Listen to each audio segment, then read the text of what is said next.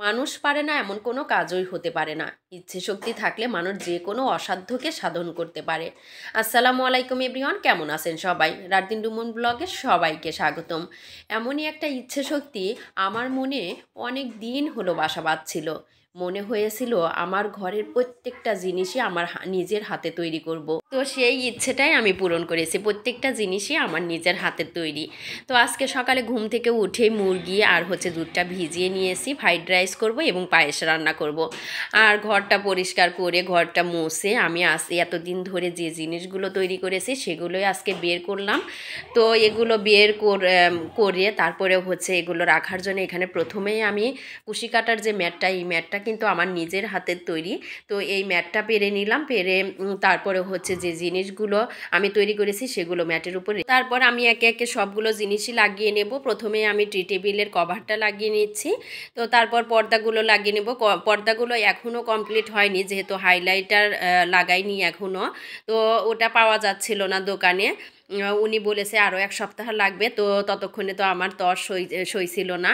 তো তারপর এখানে সোফার কভারগুলো লাগিয়ে নিচ্ছি।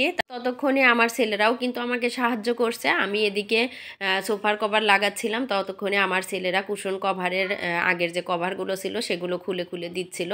তো তারপর সেগুলো আমি, যেহেতু কাপড় এখানে অনেক লেগেছে, আর দেখতেই পাচ্ছেন এখানে কুচি দিয়ে দিয়ে সব, মানে ঘন করে কুচি দিয়ে দিয়ে আমি সবগুলো জিনিসই তৈরি করেছি। তো সেই জন্য কাপড় অনেক লাগবে, এটাই স্বাভাবিক।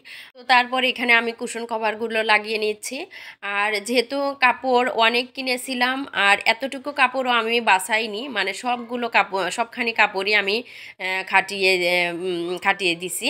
আর যেহেতু কিছু কিছু জায়গায় জোড়াও পড়েছে, তো তারপরেও কিন্তু জিনিসগুলো অনেক সুন্দর হয়েছে মাশাল্লাহ। তো তারপরে যে এটা লাগানোর পরে আমি কুশনগুলো সব সোফার উপরে রেখে দিচ্ছি।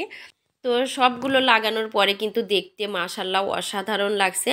আর জিনিসগুলো যেহেতু আমি আয়রন করিনি, কারণ আয়রন করার ধৈর্যটা আমার আসছিল না, তো সেই জন্য আয়রন করলে আরও ভীষণ ভালো লাগতো, খুব ভালো লাগতো আয়রন করলে। আর যেহেতু জিনিসগুলো অনেক দিন হলো তৈরি করে রেখে দিয়েছিলাম, তো একটু কুচকানো হয়ে গেছে। তো তারপর এগুলো আমি এখানে আমি ডাইনিংয়ের কভারটা আমি পেরে দিচ্ছি। আর আমি এগুলো তৈরি করার পর যখন ওভারলক করতে দিয়েছিলাম, তখন ওভারলকের জন্য এই 500 টাকা মজুরি নিয়েছে, এবং তারা বলেছে যে তার এত ধৈর্য যে আমরা ওভারলক করতেই আমরা হাঁপিয়ে যাচ্ছি, উনি কিভাবে এতগুলো জিনিস এইভাবে তৈরি করলেন। তো আল্লাহ আমাকে ধৈর্য দিয়েছে, আর এই কাজগুলো করতে আমার ভীষণ ভালো লাগে। তো সেজন্যই আমি করি কাজগুলো।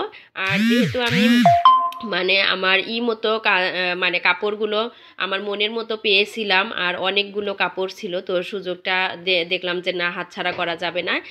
তো এই এখনই আমার মানে ইচ্ছাটা পূরণ করব যে আমার হাতের তৈরি সবগুলো জিনিসই হবে। তো এখানে আগের যে কভারগুলো আমি খুলে নিচ্ছি, এগুলো কিন্তু আমার নিজের হাতের তৈরি। তবে ওই কভারগুলো বেশি ভালো হয়েছিল না, প্রথম তৈরি করেছিলাম। তো এই কভারগুলো কিন্তু অনেক সুন্দর হয়েছে, একদম পেটা কাজ অনেক নিখুঁত হয়েছে ওটার চাইতে। তো সবগুলো আমি লাগিয়ে নিলাম।